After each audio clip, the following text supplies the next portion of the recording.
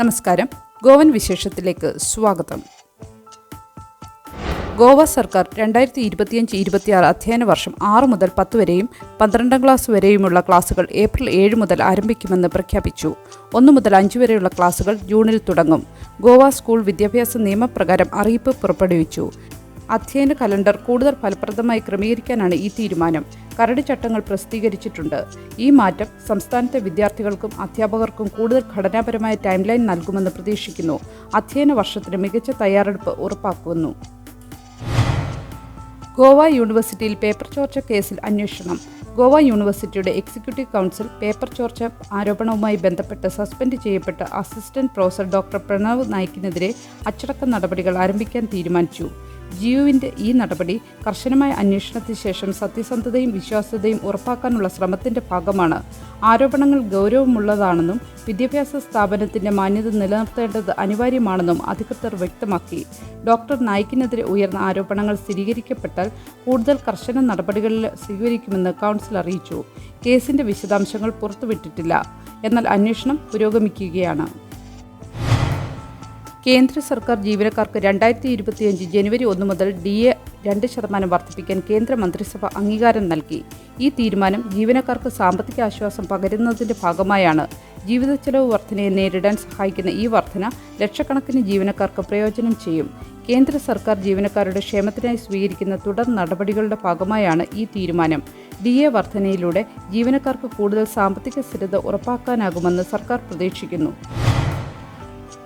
ഗോവയിലെ സാമൂഹിക പ്രവർത്തകനായ രാമ കൻകോക്കർക്ക് വിവാദ കേസിൽ പനാജി കോടതി മുൻകൂർ ജാമ്യം അനുവദിച്ചു.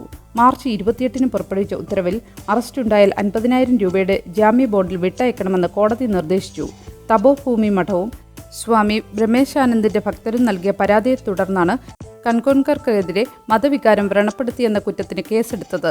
5 ദിവസം പോലീസ് സ്റ്റേഷനിൽ ഹാജരാക്കണമെന്നും സ്വാമിക്കെതിരെ പ്രസ്താവനകൾ ഒഴിവാക്കണമെന്നും കോടതി വ്യക്തമാക്കി.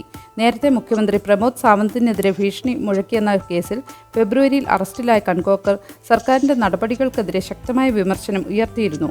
പ്രതിപക്ഷവും ആക്ടിവിസ്റ്റുകളും ഇതിനെ അഭിപ്രായ സ്വാതന്ത്ര്യത്തിന്റെ ലംഘനമായി ചിത്രീകരിച്ചിരുന്നു. പനജിയിൽ വീണ്ടും ഇന്റർനെറ്റ് സേവനങ്ങൾ തടസ്സപ്പെടുത്തി വൈദ്യുതി വകുപ്പിന്റെ നടപടി. പനജി നിവാസിയുടെ പരാതിയെ തുടർന്ന് ISP കേബിളുകൾ മുറിച്ചുമാറ്റാൻ തുടങ്ങുന്നതായി വൈദ്യുതി വകുപ്പ് എക്സിക്യൂട്ടീവ് എഞ്ചിനീയർ കാശിനാഥ് ഷെട്ടി അറിയിച്ചു. ഈ നടപടി അനുസരിച്ച് പനജിയിലെ ഓവർഹെഡ് കേബിളുകൾ നീക്കം ചെയ്യുന്നതിന് ഷെട്ടിയുടെ നേതൃത്വത്തിൽ വൈദ്യുതി വകുപ്പ് ഉദ്യോഗസ്ഥർ രംഗത്തിറങ്ങി.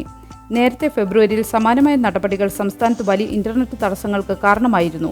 ISPകൾ അനുമതിയില്ലാതെ കേബിളുകൾ സ്ഥാപിച്ചതും ബാക്കി തുക അടയ്ക്കാത്തതുമാണ് നടപടിക്ക് കാരണമെന്ന് ഷെട്ടി വ്യക്തമാക്കി.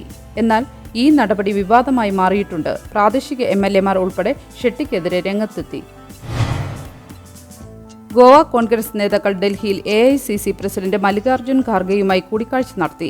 ഗോവയിൽ പാർട്ടി അടിത്തട്ടിൽ ശക്തിപ്പെടുത്തുന്നതിനും വരാനിരിക്കുന്ന ജില്ലാ പരിഷത്ത് തെരഞ്ഞെടുപ്പുകൾക്കും 2027 നിയമസഭാ തെരഞ്ഞെടുപ്പിനും തന്ത്രങ്ങൾ ആവിഷ്കരിക്കുന്നതിനെക്കുറിച്ച് ചർച്ച നടന്നു. സംഘടനാ വിപുലീകരണം, ജനങ്ങളുമായി ഇടപഴകൽ, പ്രവർത്തകരെ സജ്ജമാക്കൽ എന്നിവയിൽ ശ്രദ്ധ കേന്ദ്രീകരിച്ചു.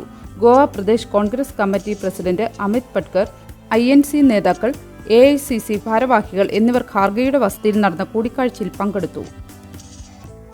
നല്ലൊരു ദിവസം ആശംസിച്ചുകൊണ്ട് ഗോവൻ വിശേഷം ഇവിടെ പൂർണ്ണമാകുന്നു. ചാനൽ ലൈക്കും സബ്സ്ക്രൈബും ചെയ്ത് പ്രോത്സാഹിപ്പിക്കണം.